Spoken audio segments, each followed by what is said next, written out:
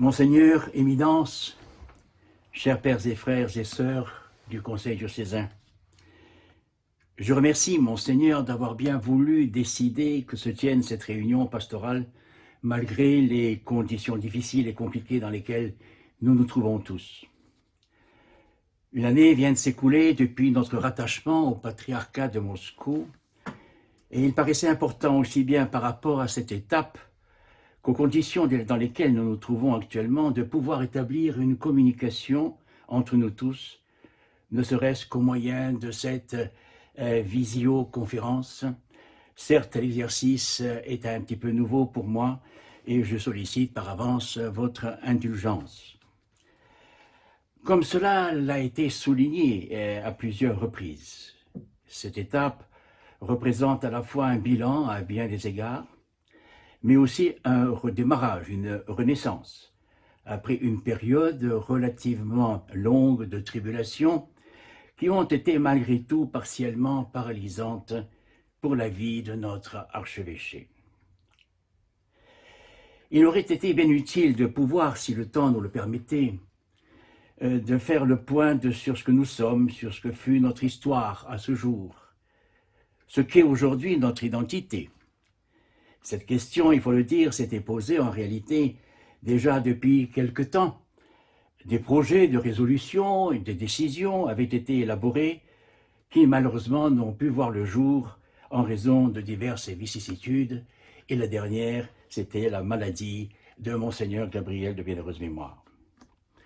Rappelons juste à ce propos l'existence de documents qui avaient été publiés précédemment, et en particulier les communications présentées à l'Assemblée pastorale du 1er novembre 2004 et la conférence diocésaine du 1er octobre 2005 sous l'intitulé « Avancer sur la voie de l'édification de l'Église locale ». Je présente ici juste ce document pour montrer comment il se présentait et peut-être on pourrait le retrouver d'ailleurs sur les étagères de l'archevêché ou du secrétariat. Un autre document avait déjà été publié également en novembre 1984.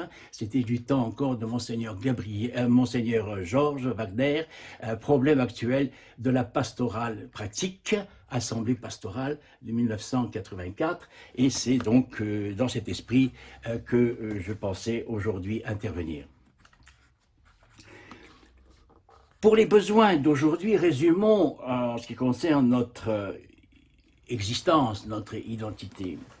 La destinée de l'archevêché est profondément indissociable des conditions même de son avènement, c'est-à-dire l'exil consécutif à la révolution russe, au coup d'État bolchevique, d'une part, et la mission qu'a fixée le métropole Loge à l'archevêché, et d'autre part, accueil et organisation ecclésiale des émigrés, témoignage missionnaire dans notre société. Ce qui peut se résumer par une formule qui avait été largement diffusée à l'époque: nous ne sommes pas en exil, mais en mission. Aujourd'hui, la caractéristique principale de l'archevêché réside dans sa diversité dans tous les domaines: sociologique, ethnique et culturelle, linguistique, diversité liturgique, diversité de calendrier. Cette diversité est évidemment une grande richesse, mais elle peut tout de même susciter un problème de discernement. Le rattachement au patriarcat de Moscou a été notre salut canonique, et que le patriarcat en soit ici profondément remercié. Mais il nous appartient maintenant, j'oserais dire, de transformer l'essai. Ce rattachement n'a de sens que s'il est source d'un nouveau souffle, qu'il nous appartient tous ensemble de réanimer, de confirmer ce qui est aujourd'hui encore, ou à nouveau, constitue notre vocation. Monseigneur le métropolite Jean me disait récemment qu'il avait posé la question à un de ses frères dans l'épiscopat: quel est l'avenir pour l'orthodoxie dans nos pays, et notamment notre archevêché? Et l'évêque lui a répondu, je parle ici sous le contrôle de Monseigneur: l'avenir est dans la vie paroissiale, c'est-à-dire dans l'assemblée eucharistique.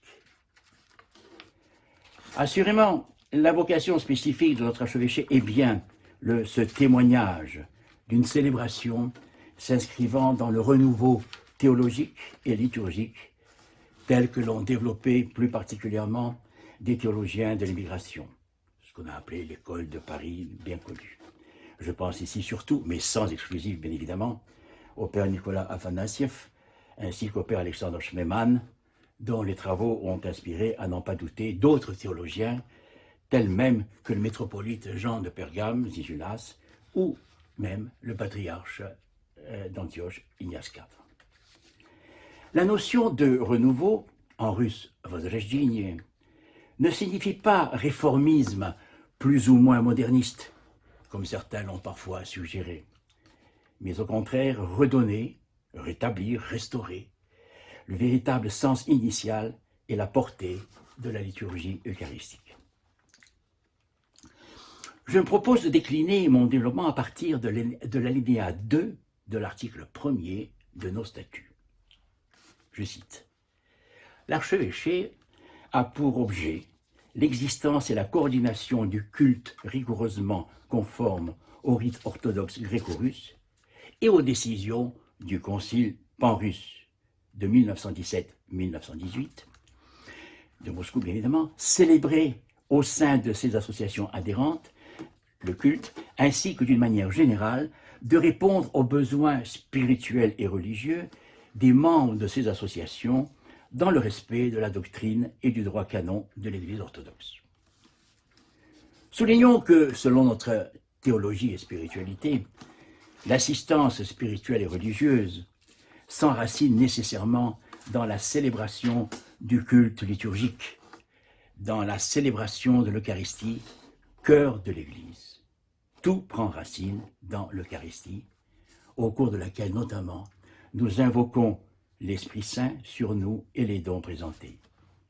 Cet Esprit Saint qui nous enseigne toutes choses. Comme le dira sans doute le Père André, en résumé de son cours, l'Eucharistie est à la fois source de sanctification individuelle et manifestation de l'Église. Analysons l'article. Culte rigoureusement conforme au rite orthodoxe gréco-russe et aux décisions du concile pan-russe 1917-1918.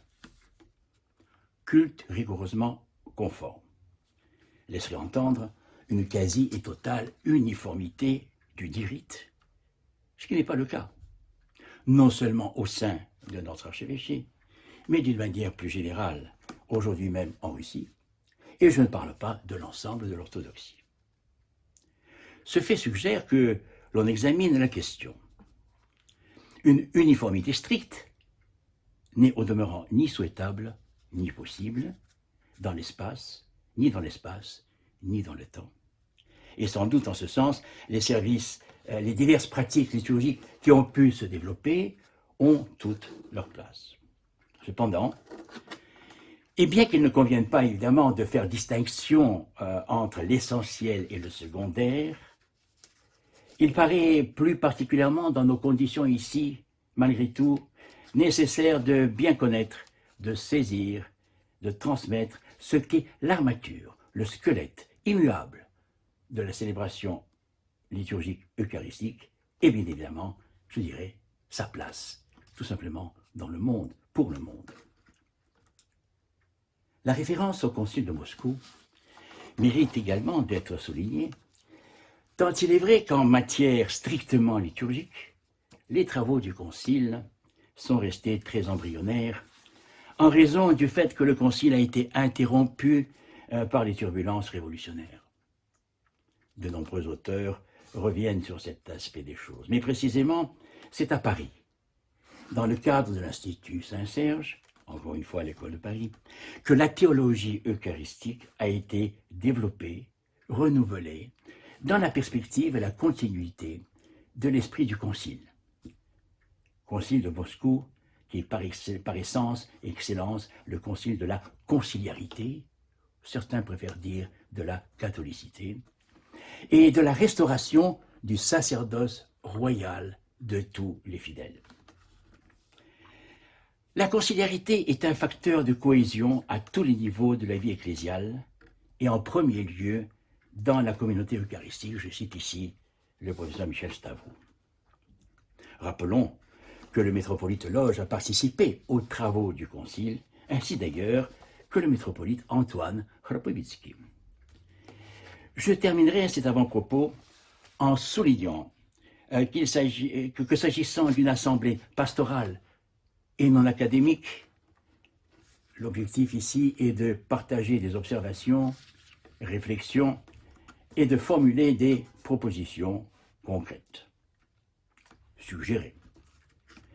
Je me permettrai pour ce faire d'évoquer mon parcours liturgique personnel qui m'a conduit à me pencher sur le sens de la liturgie, des paroles, des gestes, et qui ont mis en évidence une diversité qui m'a parfois troublé. Je crois pouvoir dire qu'à ce propos, que ceux qui ont rejoint l'orthodoxie plus récemment ne seront pas insensibles à cette problématique. Me revient à l'esprit un témoignage du diacre Marc-André, rattaché à la paroisse de la Crypte, qui exprimait un peu son désarroi, eu égard aux différences, il faut le dire, du rite entre la dite crypte et la cathédrale Saint-Alexandre Nevski. Pour ce qui me concerne, j'oserais dire que le révélateur ou le détonateur, pour moi, a été le passage d'une liturgie pontificale épiscopale à une liturgie presbytérale. Commençons par la liturgie épiscopale, que certains d'entre nous connaissent bien, d'autres peut-être sont moins habitués, et que pour laquelle je relèverai les points concrets suivants. Toute la célébration s'effectue portes ouvertes, à l'exception de l'instant de la communion du clergé, ce qui, soit dit en passant, ne s'impose pas nécessairement, nous y reviendrons. J'ai eu la chance aussi de vivre cette liturgie en exerçant toutes les fonctions d'acolyte, hypodiaconal, porteur de cierge, porteur de la crosse, les lipides, les dikili, mais aussi d'être ce qu'on appelle en russe knigadierges, porteur du livre, celui que l'acolyte tient pour le célébrant, auprès de lui. Il est proche de lui. Et ce célébrant, pour moi, a été l'évêque Sylvestre qui prononçait tout à haute voix, du moins audible pour les présents au sanctuaire. Il n'y avait pas de micro, mais pour moi, c'était à haute voix. Et cela a joué un très grand rôle pour moi. Je retiendrai aussi, comme il y avait toujours plusieurs prêtres concélébrants, le rite du baiser de paix, le Christ est parmi nous, qui est un moment fort pour ceux qui le vivent à l'intérieur du sanctuaire. Voilà que, si je puis me permettre, l'évêque s'en va, reste un prêtre. Et symboliquement, la porte se ferme. Béni soit le règne du Père, du Fils et du Saint-Esprit, porte fermée. Canon eucharistique, porte fermée. Mieux que cela, paix à tous, sur porte fermée. Par ailleurs, si le prêtre est seul, sans concélébrant, plus de Christ est parmi nous. Y aurait-il une différence de valeur ou de portée théologique ou sacramentelle entre les deux rites? Non. Une simple manifestation de hiérarchie ecclésiastique, héritée entre autres de la fonctionnalisation de l'Église et du clergé sous Pierre le Grand, la fameuse table des rangs, pratique induisant notamment cette cléricalisation et une déviance profonde du sens théologique de la liturgie eucharistique. Mes frères, je veux dire ici que j'ai vécu vraiment ici un choc. J'ai même quitté quelque temps le sanctuaire, ce qui m'a permis, par ailleurs, de chanter. Je suis monté au chœur et finalement d'apprendre à être chanteur. Cela dit, quand j'ai découvert l'ouvrage majeur du père Alexandre Schwemann, l'Eucharistie, sacrement du royaume, ce fut une révélation. Un peu comme M. Jourdain, je me suis découvert schwemmannien sans le savoir.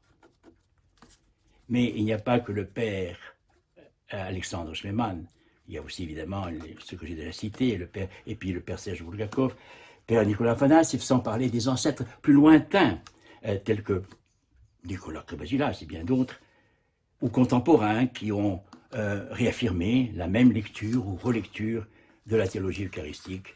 Je nomme par exemple un jeune prêtre actuel, le père André Scrima.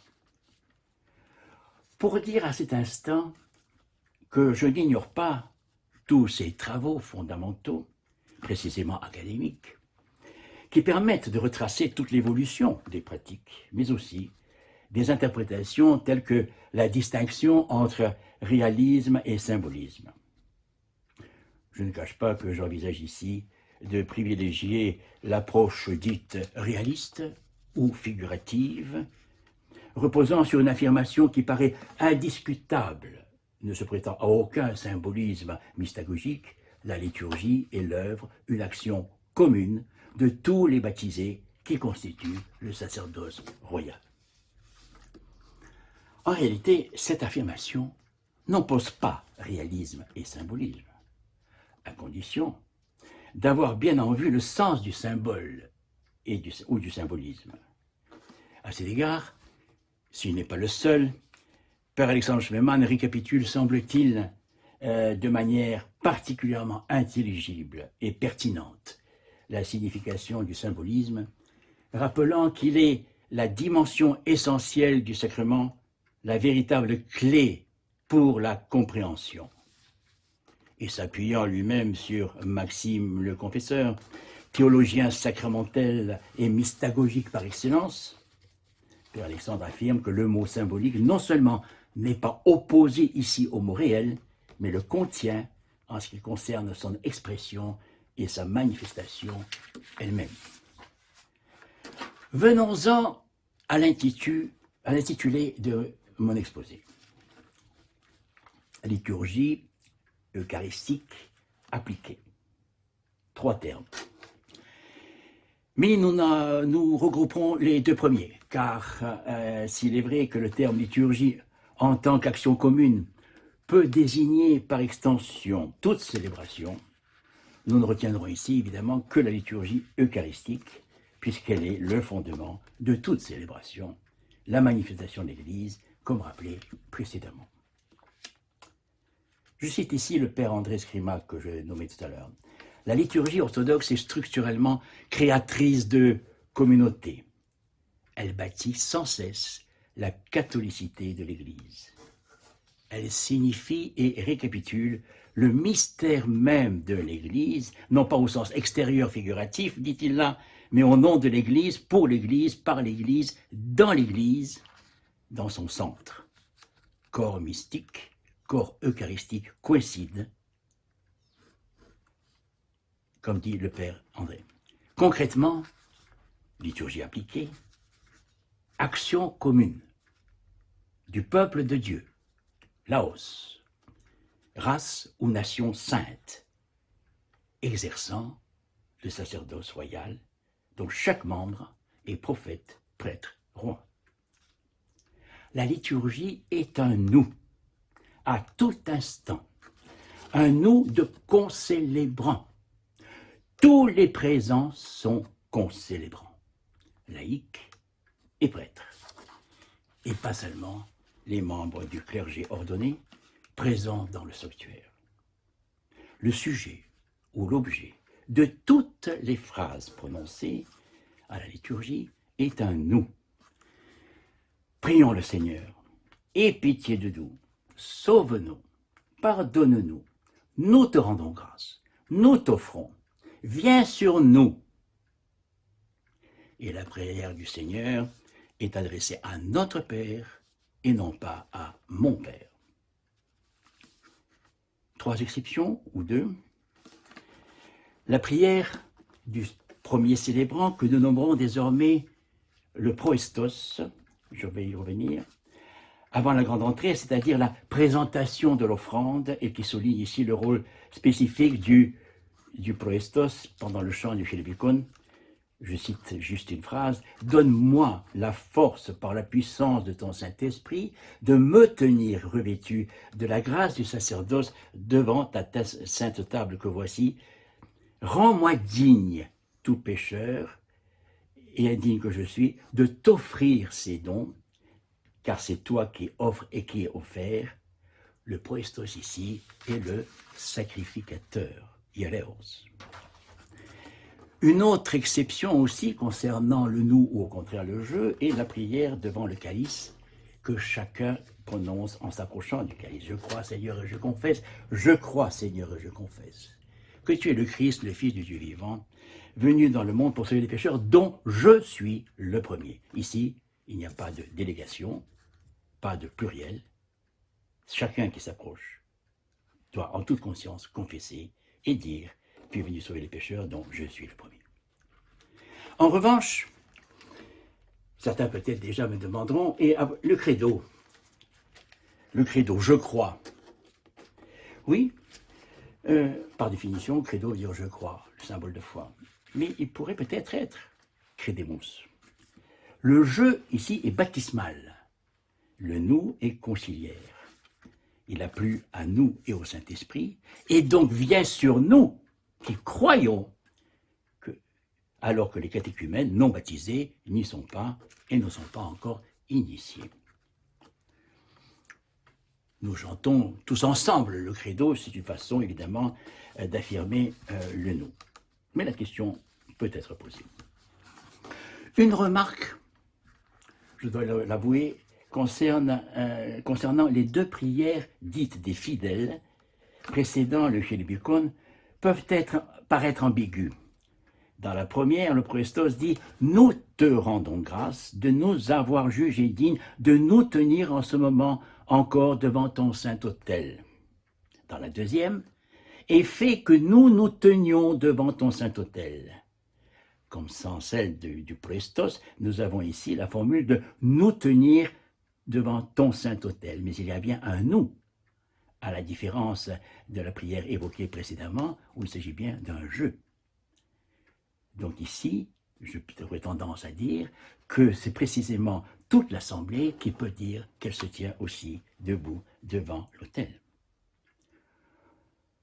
Au demeurant, lorsque les catéchumènes sont partis et restés après le renvoi des catéchumènes, nous affirmons, nous tous, les fidèles, encore et encore, prions le Seigneur.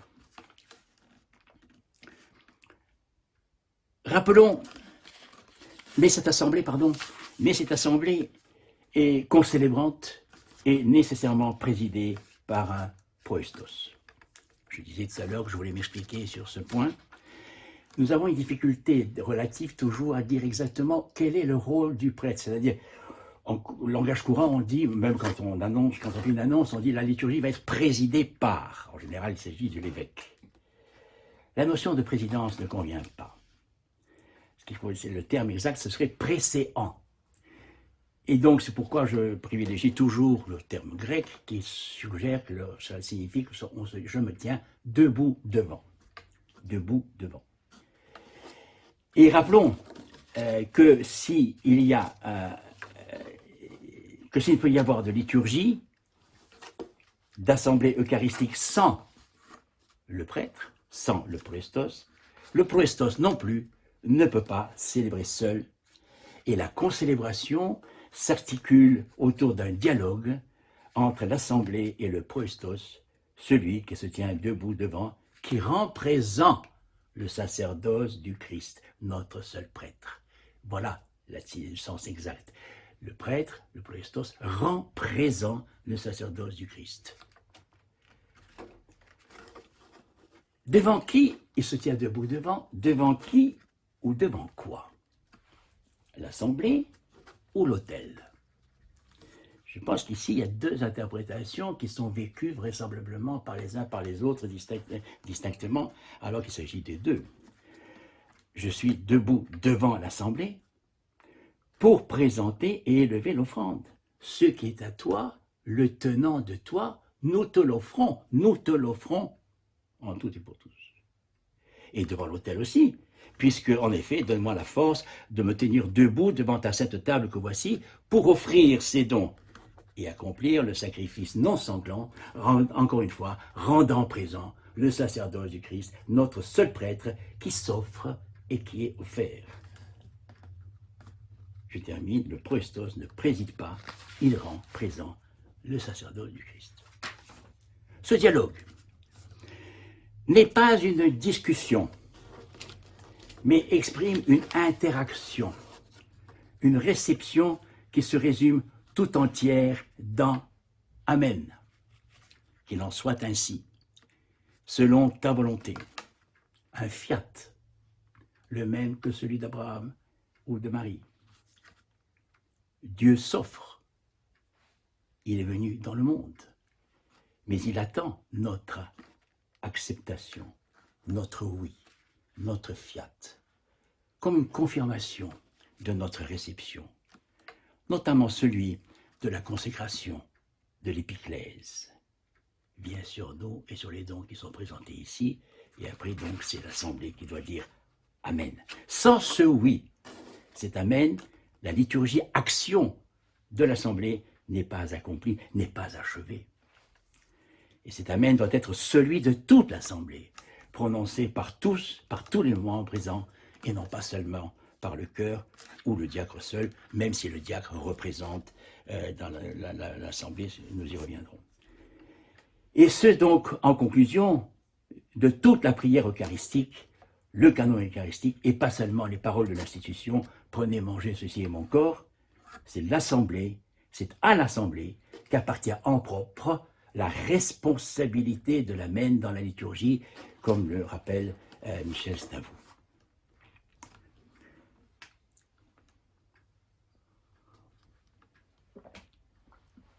Rappelons à ce propos que les ekphonèses, toutes les ekphonèses et l'Amen qui suit, concluent les prières du proestos et non pas les litanies.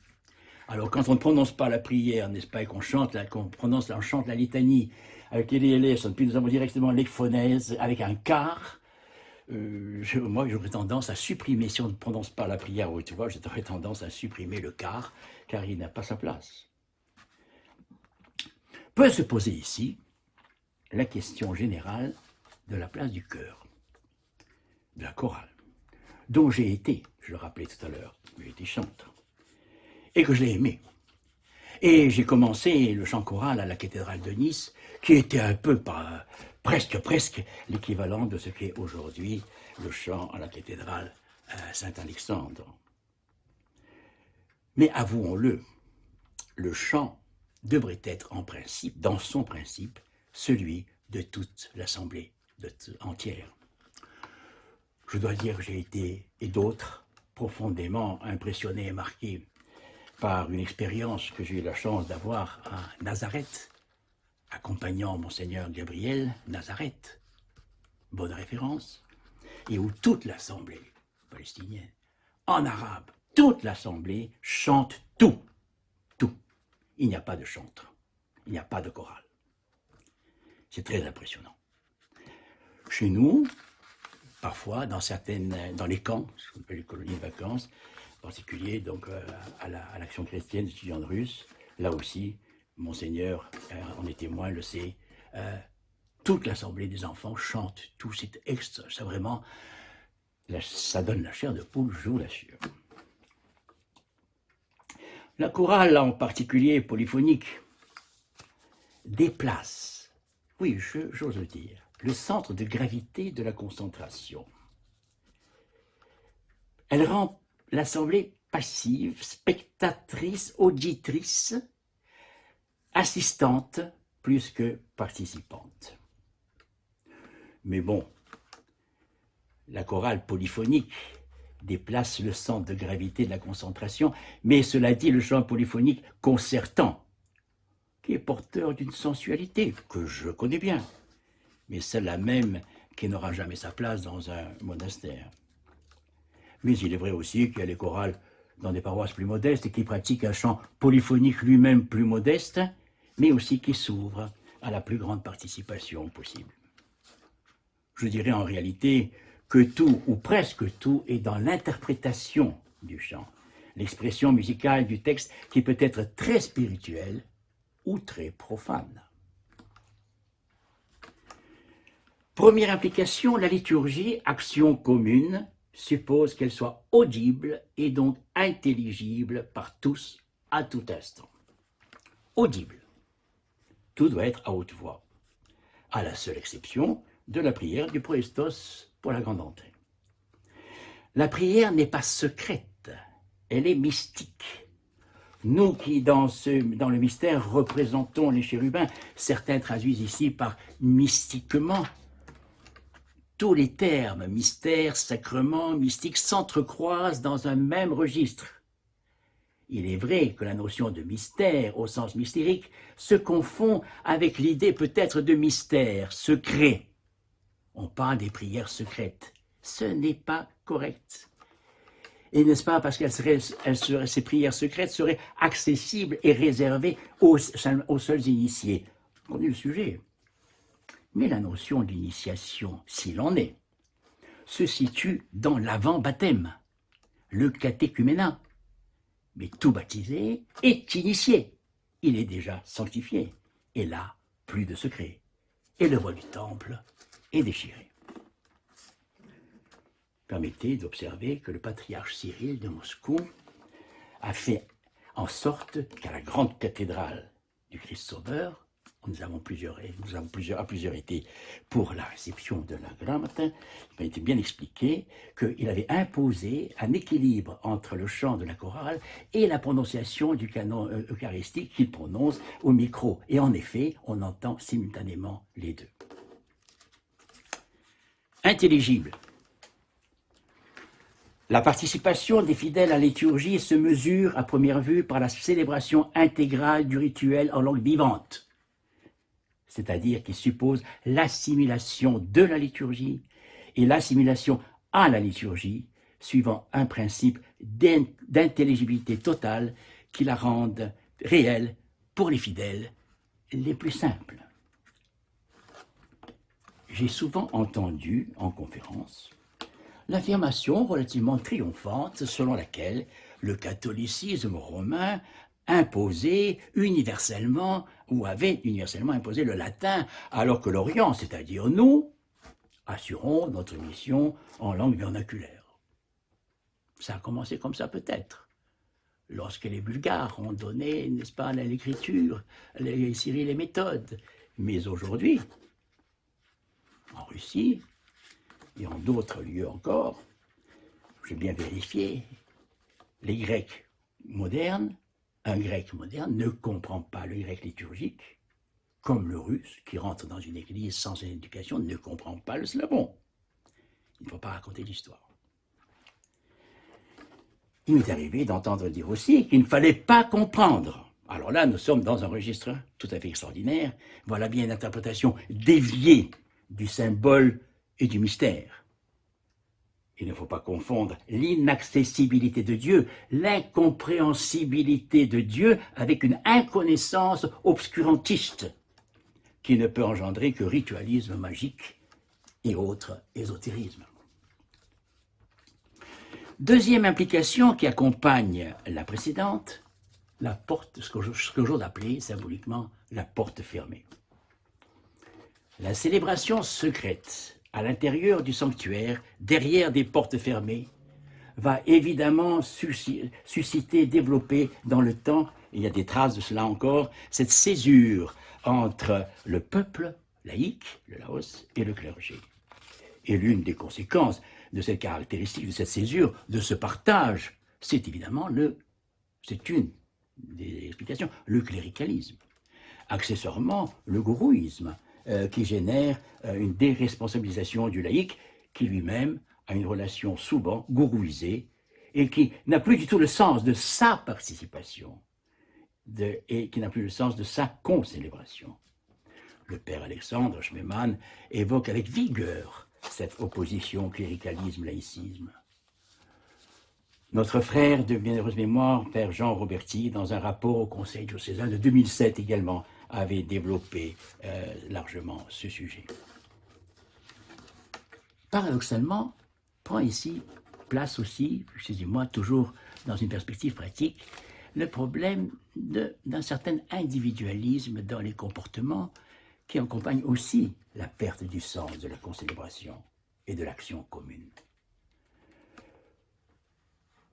Nous qui sommes ici, orthodoxes d'origine, dans cette civilisation occidentale, on aurait tendance à toujours dire « oui, mais l'individualisme, c'est occidental ». D'ailleurs, l'occidental ne le nie pas lui-même. Il y a en effet une culture de l'affirmation de l'individu en Occident et en France en particulier, mais aussi chez les anglo-saxons. Soit.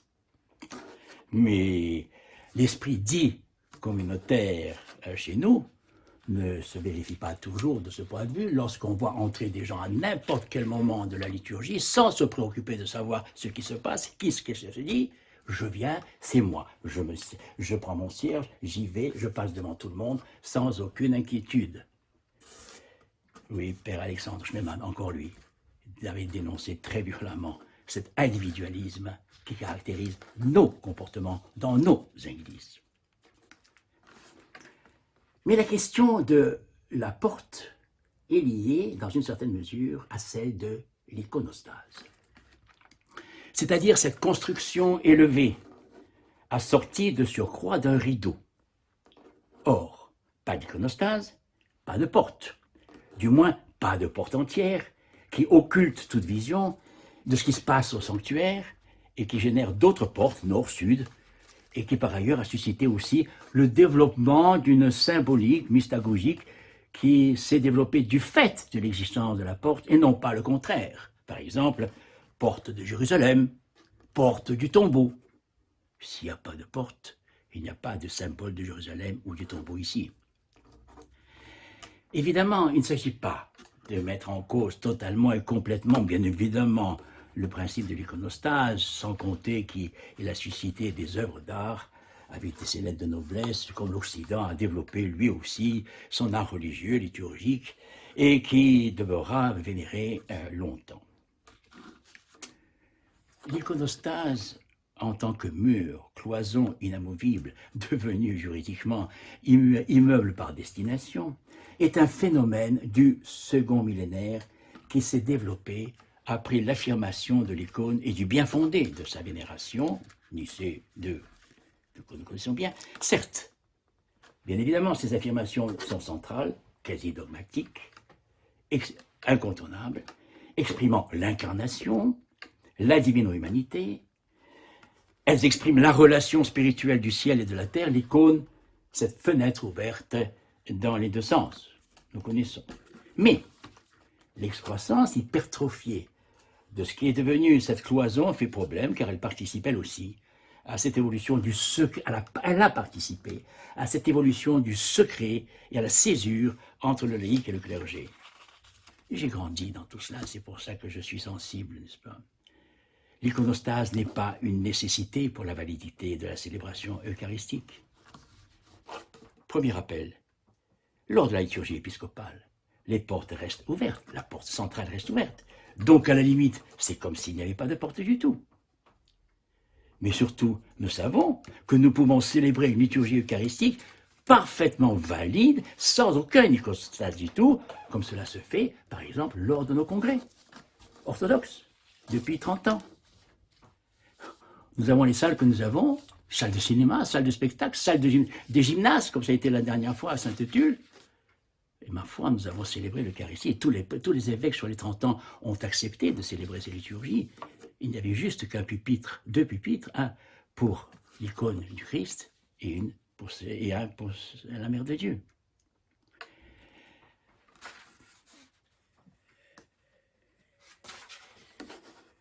Je suis insistant ici sur ce point car c'est parce que les fondements théologiques de la liturgie eucharistique, me semble-t-il, ne sont pas suffisamment enseignés, développés, expliqués dans nos paroisses.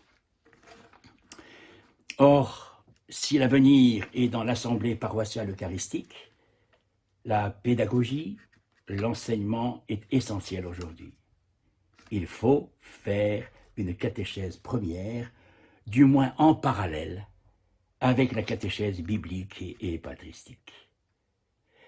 C'est c'est-à-dire celle qui ouvre les yeux. Vous savez, je voudrais témoigner de plusieurs exemples de personnes qui à l'origine n'étaient pas issues de notre communauté d'origine russe, mais qui étaient des Grecs, Roumains, et qui étaient venus assister pendant un certain temps à nos célébrations à Saint-Hermogène en français, des orthodoxes de naissance, mais qui ne connaissaient pas autre chose que le grec liturgique, et qui sont venus me dire, Père, voilà, grâce à votre paroisse ici, j'ai fini par comprendre ce qu'est l'Eucharistie, la liturgie en général. Je vous remercie. Et maintenant que j'ai compris, je retourne dans ma paroisse d'origine. Car je sais ce qui s'y dit, même si c'est en grec.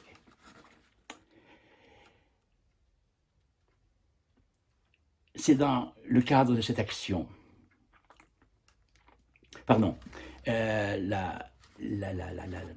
la liturgie responsabilise, elle donne le sentiment que l'on participe, il faut donner le sentiment que l'on participe, que l'on est acteur, tout le monde est acteur. Certes, dans le cadre de cette action, il y a un aspect statique du laïc par rapport au clergé qui se déplace. C'est une chose qui est observée, qui est remarquée. Tout le monde est un peu concerné. Et c'est vrai que c'est une des difficultés pour nous, notamment par rapport aux enfants. Et notamment par rapport aux petites filles, par rapport aux garçons qui peuvent aller dans le sanctuaire et tout.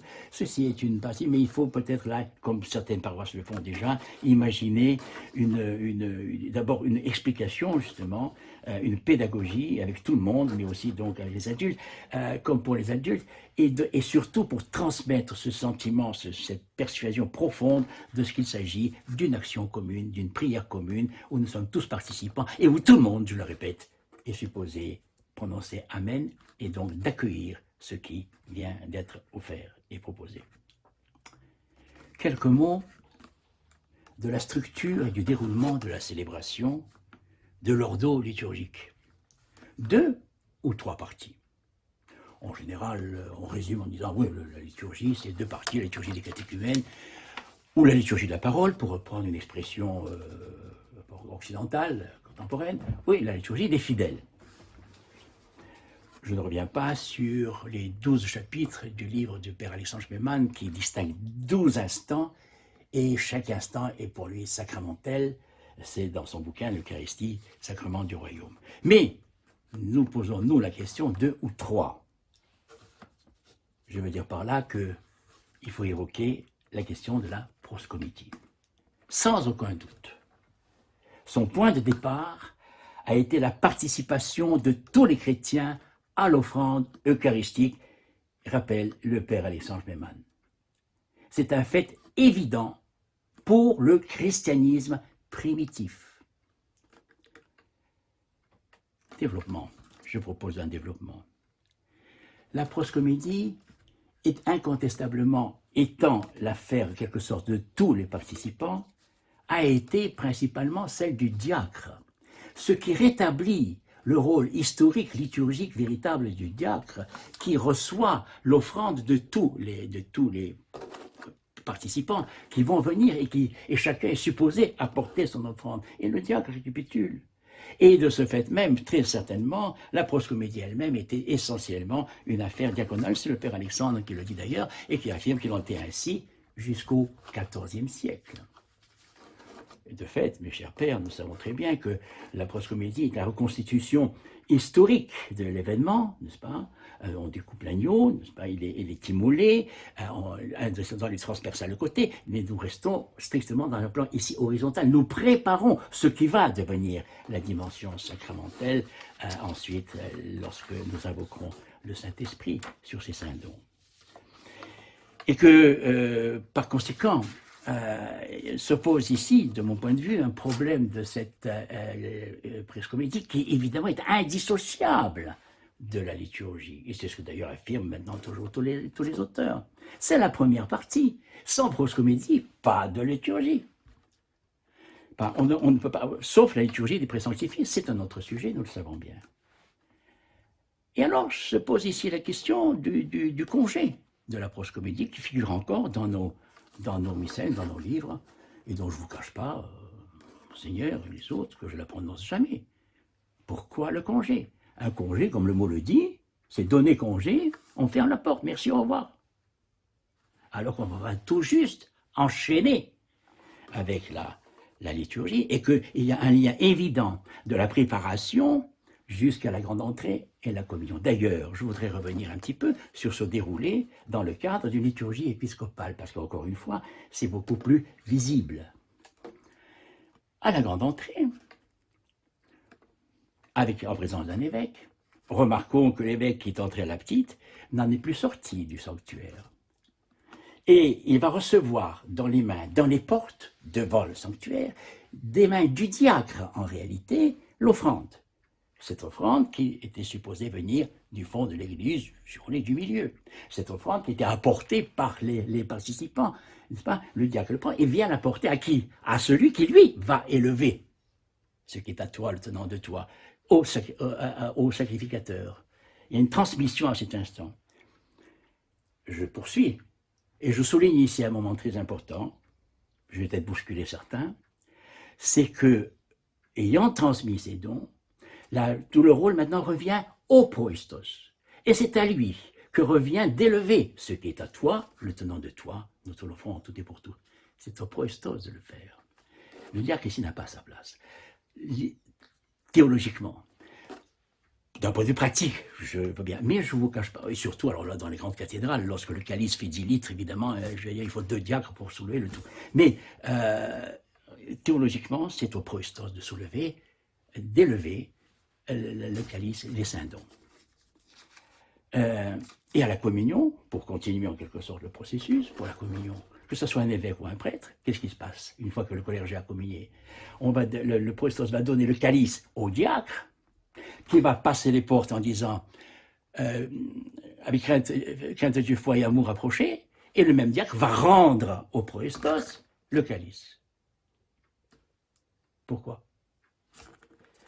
En réalité, nous savons bien que c'est le diacre qui devrait en fait distribuer. C'est son rôle, c'est évident de distribuer, hein, mais ça, on n'a pas encore sans doute le courage. Certains l'ont fait, certains l'ont fait.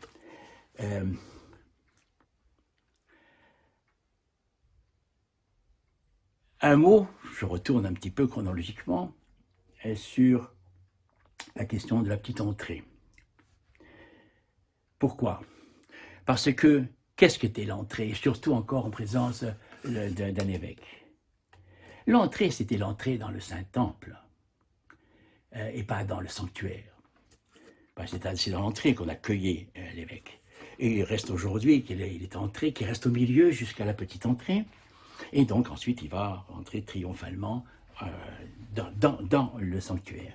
Je voudrais évoquer ici, ce qui se chante, le métropolite Loge en a parlé, je voudrais évoquer ici, même si ça ne concerne pas beaucoup de paroisses, je le sais, mais je voudrais quand même revenir parce que je suis très sensible à ce qui se pratique encore un petit peu en slavon, et qui se chante ici. On interrompt le Trisagion pour chanter « Gospodи spasi благочестиво и услышани », n'est-ce pas, Seigneur, sauve Seigneur ton très pieux, ce souverain, et entends-nous, écoute-nous. C'était profondément impérial, ça se trouvait à Byzance aussi, c'est vrai, mais ce qui me choque beaucoup, c'est que ça interrompt la liturgie, n'est-ce pas? Puisque ça interdit au moment, à la fin de la prière du prêtre, et avant la conclusion du diacre, et donc c'est pour bien montrer que la liturgie est interrompue parce que l'empereur est entré. L'entrée de l'empereur suspend la liturgie. Pardonnez-moi d'y aller un petit peu fort, mais c'était ça, n'est-ce pas? Et donc je crois que vraiment ça n'a plus sa place, et ça ne devrait plus avoir sa place. Au demeurant, dans les liturgies françaises, allemandes, ça n'existe plus. Un mot du baiser de paix que j'évoquais et qui disparaît lorsqu'il n'y a qu'un seul prêtre. Le Christ est parmi nous. Qui suit d'ailleurs, aimons-nous les uns les autres, afin que dans le même esprit nous confessions. Le Christ est parmi nous. Eh bien, le Christ est parmi nous concerne toute l'Assemblée. Et je me permets de suggérer fortement que le Monseigneur bénisse tous les prêtres, n'est-ce pas, qu'ils se prononcent et qu'ils se tournent vers l'Assemblée et qu'ils disent à l'Assemblée, le Christ est parmi nous. S'il y a une difficulté à expliquer, je donne d'ailleurs ici une petite piste pratique, on peut, si vous voulez faire ça, il faut l'inaugurer dans le temps pascal. Parce que dans le temps pascal, au lieu du Christ est parmi nous, on dit le Christ est ressuscité. Et vous avez d'expérience qu'un orthodoxe peut dire n'importe où, à n'importe quel moment, le Christ est parmi nous, la réponse jaillit obligatoire. Le Christ est ressuscité, la réponse jaillit instantanément. Et donc, il faut prononcer, il faut commencer en temps pascal, le Christ est ressuscité, et ensuite on explique, et vous expliquerez pour dire qu'il faut répondre au Christ, et parmi nous, il y est, il le sera. Un mot aussi encore du rite de la communion du clergé, qui s'effectue porte fermée, mieux, rideau fermé. Et nous savons qu'il y a la question de cette fameuse proclamation « les saints aux saints ». Normalement, dans les livres, c'est une porte fermée, rideau fermé. Maintenant, on est un petit peu gêné, alors on dit les saints aux saints avant, et puis vite on ferme. Vite, c'est pas un petit peu, on ferme les portes. Pourquoi Est-ce que c'est en effet, les saints aux saints, c'est-à-dire à tous les membres ici, à tout le Laos, à toute l'Assemblée sainte? Et d'une manière générale, pourquoi fermer les portes pour la communion du clergé? Il n'y a aucune raison, si ce n'est qu'une petite raison pratique. Et je terminerai sur la communion avec la formule que nous prononçons, ceci a touché, lorsque c'est des prêtres qui prient, ceci a touché mes lèvres, mes iniquités sont enlevées, mes péchés pardonnés. Pourquoi mes lèvres? Ceci a touché nos lèvres, et tous ensemble. Et je propose que le proestos le dise à la fin de toute la communion, et à tout le monde, ceci a touché nos lèvres, nos iniquités nous sont enlevées, nos péchés pardonnés. C'est une façon d'affirmer ici que précisément nous sommes tous ensemble, et nous avons communié tous ensemble dans une action commune. J'approche de la fin. J'ai déjà évoqué la répartition des fonctions du diacre et du proestos. La distinction entre l'épiscope et le presbytre n'est pas simple, mais je ne vais pas développer, on n'en a pas le temps, et puis c'est délicat, mais tout le monde admet que au point de départ, c'est pas tout à fait évident, aussi bien métropolite Jean Pergame, Père Nicolas Fanassieff, et j'oserais nommer aussi le Père Christophe Dallouzio, qui sur les travaux de Père Nicolas, justement, évoque cette question. Il faut bien admettre que la présidence de l'Eucharistie, qu'elle soit ici diaconale ou presbytérale, doit être, d'un point de vue théologique, rigoureusement la même. Les deux sont sacrificateurs à égalité. Oserais-je évoquer quelque chose? Je vais le dire, mais nous reviendrons dans la discussion. Vous savez, à propos du prêtre et du diacre, la fonction du diacre, qui d'un côté a été très liturgisée, et en même temps à qui on a enlevé certaines fonctions liturgiques, comme celle en particulier de la proscomédie. L'évolution de la fonction du diacre dans l'histoire de l'Église est assez compliquée, elle est trouble, parce que les diacres ont acquis un très grand pouvoir du fait qu'ils étaient un peu les trésoriers, n'est-ce pas? Et donc, vous savez, en Occident, c'était l'archidiacre qui était presque automatiquement élu pape. Et donc, en Occident comme en Orient, on a minimisé, on a éloigné en quelque sorte le rôle matériel du diacre, qui est issu évidemment au départ un petit peu des actes des apôtres. Alors l'Occident a pratiquement effacé pendant très longtemps, il n'y avait plus de place comme chez nous. Chez nous, il était liturgisé, mais en liturgisant, je voudrais simplement noter que il n'y a que 2 rites de funérailles. Il n'y en a que 2. Et un troisième pour les moines. Mais sinon, en tant que ordre majeur, il n'y a que le rite du proestos, de celui qui qui élève le sacrement, et le laïc. Et le diacre, lui, il est enterré comme un laïc. Et le prêtre, même de 25 ans, est enterré comme un patriarche. Il y aura plus de monde pour le patriarche, mais là, le rite est le même. En guise de résumé aussi, je citerai ici, parce que j'ai trouvé ça presque amusant, le métropolite Antoine Khrapovitzky, celui donc qui aura été le primat de l'Église russe hors frontières, et considéré comme plutôt dans les conservateurs à l'époque des grandes discussions des années 20 et 30. Eh bien, Monseigneur Antoine a pu dire « La langue des offices doit être adaptée à la compréhension des croyants, l'ordo doit être révisé, la prière eucharistique lue à haute voix, l'iconostase réduite dans ses dimensions, et la porte royale ouverte durant toute la liturgie. Je ne suis pas certain que tous les membres aujourd'hui de l'Église russe aux frontières soient au courant de cette déclaration du métropolite Antoine. Notre métropolite loge, j'ose dire notre métropolite loge, disait pour sa part, le texte slavon des psaumes est souvent incompréhensible. Il serait préférable, si possible, de lire et de chanter les psaumes dans une traduction russe des Écritures, évidemment pour nous, françaises ou allemandes ou anglaises. Il disait aussi, mon métropolite loge, certaines prières sont trop répétitives, comme les litanies, où les prières initiales ne devraient être dites qu'une seule fois. Simplifier les offices épiscopaux, en omettant les ispalaeti di aspect superflus, en particulier à la petite entrée. Je cite le métropolite loge. Le moment peut paraître non propice, chers pères, frères et sœurs, pour se pencher sur la question de la célébration eucharistique, alors que nous en sommes actuellement privés. Eh bien justement, ce peut être aussi l'occasion, à l'inverse, de méditer, de prendre le temps de méditer et d'approfondir ce qu'est véritablement la liturgie eucharistique. La vocation, la mission de l'archevêché est de poursuivre, je le répète, le renouveau liturgique. Et je voudrais souligner que parce que, et depuis que nous sommes rattachés au patriarcat de Moscou, ce renouveau liturgique est attendu par ceux qui nous ont bien voulu nous accueillir. Il est attendu. Et aujourd'hui, à Moscou, il y a des débats largement, au moment du rattachement, il y a eu des débats à la télévision sur cette question. Bon, maintenant, en ce moment, évidemment, nous sommes tous préoccupés par d'autres choses. Mais c'est notre devoir de poursuivre ce renouveau liturgique et de l'enseigner.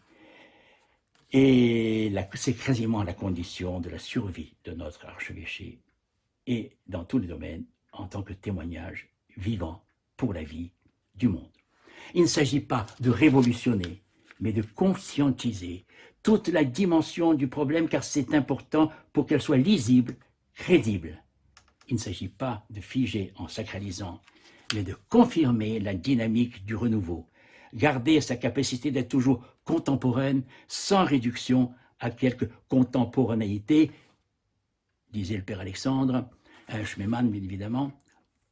N'est-ce pas? Et encore une fois, je n'oublierai pas son ouvrage, autre que l'Eucharistie, l'ouvrage pour la vie du monde, que je recommande vraiment, et c'est une des points que je voulais souligner. Nous avons une certaine génération, on transmettait au premier prêtre le livre du père Cyprien Kern, n'est-ce pas, comme livre un petit peu de chevet.